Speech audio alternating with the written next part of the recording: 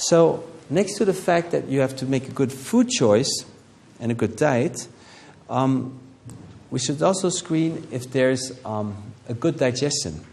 And we have a questionnaire for food tolerances, for digestive troubles, and for intestinal infections.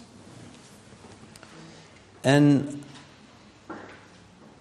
you see here for the digestive troubles, we have some questions in the follow-up questionnaire. There's also more in the first initial assessment. If the upper belly is bloated or the lower belly, we'll see a bit why we ask this. We have also a sort of food tolerance questionnaire where we ask what are the foods they eat, and then if they are complaining of digestive problems, we might ask then additionally specialized food testing for the foods that they eat often. And what we do, we either have a full panel that has a certain price, that's for some maybe too expensive, and then we ask the 10 most important food items that they eat, because you get a food allergy against a food you've eaten too often. And if they are, in those 10 items, very bloated or irritated, then in that case, if the test shows that they have a lot of allergies in those 10 food items, then we ask much more, because then we have to know what they can eat. But if there's nothing, probably there's not much problems of food allergy.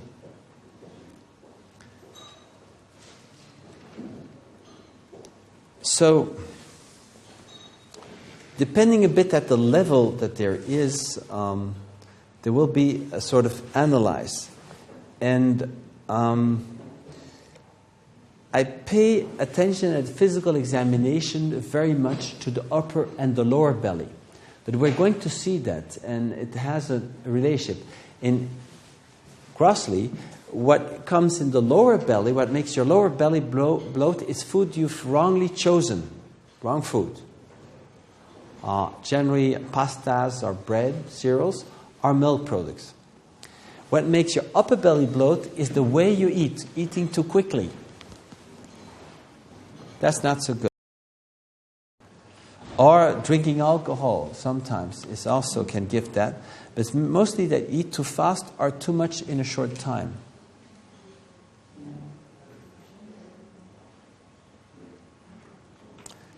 So, also at palpation, physical exam, we touch certain regions and then we know if there's gastritis, enteritis, small intestine inflamed, or colitis. And we mark that.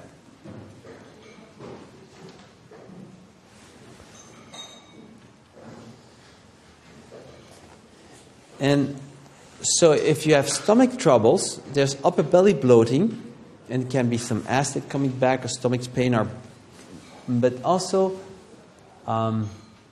malodorant gases, intestinal gases. It's usually due to protein malabsorption or poor digestion of protein. So you have to ask those questions if the patient has malodorant gases. Sometimes you smell it already in the consultation. You have already your answers. You should think they cannot or they didn't digest protein well. So then of course, advice is given to improve that. Liver troubles gives light-colored stools, often caused by wrong food intake, burnt fat, for instance. Irritates a lot the liver. Also milk products or even eating chocolate. And so then you know what advice to give. Digestive troubles, if they have a soft or floating stools, sticky stools, something's wrong. They cannot, don't secrete enough pancreatic enzyme. Doesn't seem to work. That's middle or lower belly bloating they have.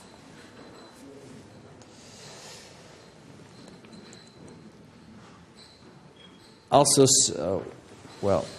sometimes the cause of this small intestine pains, can be food allergies, or the wrong intestinal flora. You might have to give some good bacteria, good flora, or not drink enough water may also adversely affect the digestion. What time is it now?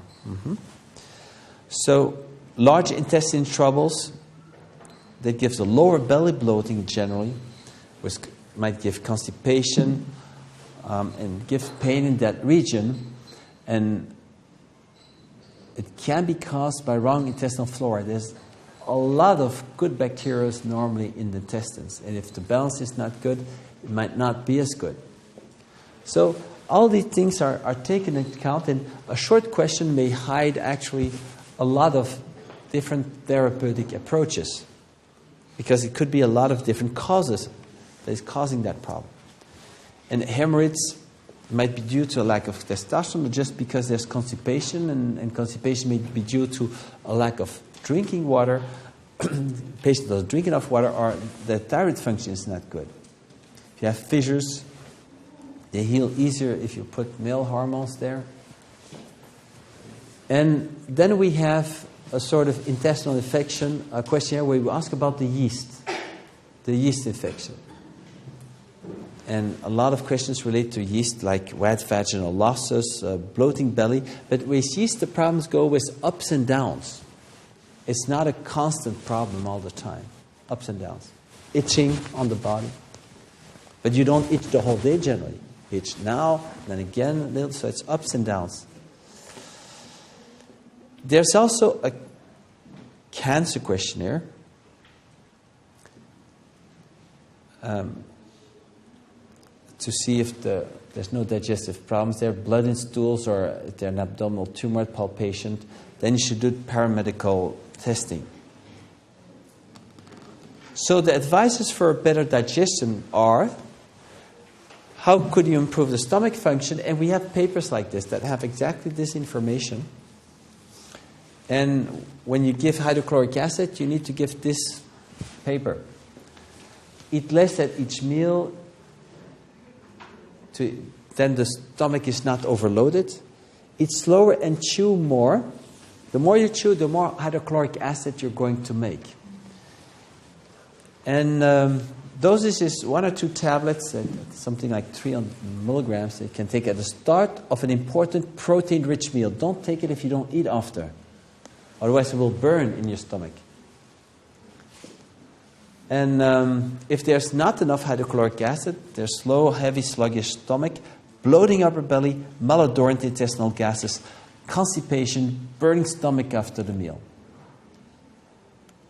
So they can have an acid feeling after meal because the food stays in the stomach, and in the upper part of the stomach there's bacterial flora that digest the food and freeze amino acids that will irritate your esophagus, and you get acid after the meal.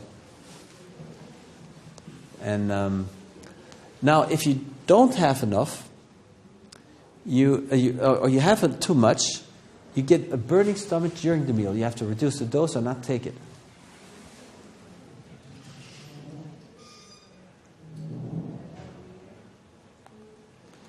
How can you improve small intestinal function? By giving pancreatic enzymes drinking, and also drink a little bit more water.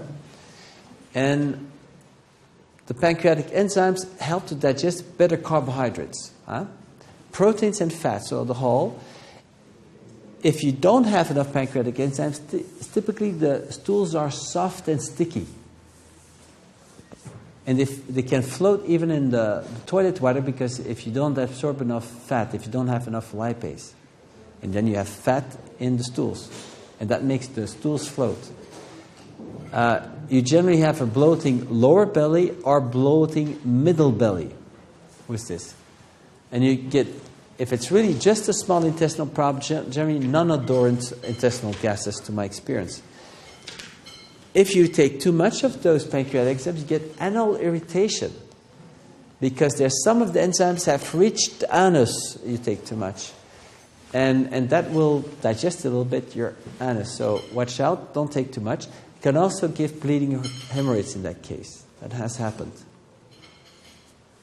So how much you take? 1 or 2 tablets generally of what firms give during or at the end of the meal.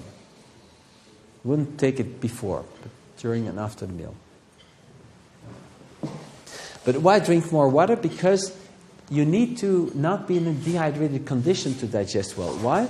Because the pancreatic juices, with all those enzymes, need to be fluid enough to surround the food with fluid. And you're very dehydrated, even the intestinal secretions will not be as good. And then bacterial flora, how to improve colic, small intestinal flora. You take probiotics. And also drink more water. If you don't have enough probiotics, generally you have a tendency to diarrhea or soft stools. And if you take too much, what can happen is constipation. So when people have intense diarrhea, I give a lot of bacterial flora, and as soon as they feel that it's getting rather constipated, then they should decrease or stop the treatment.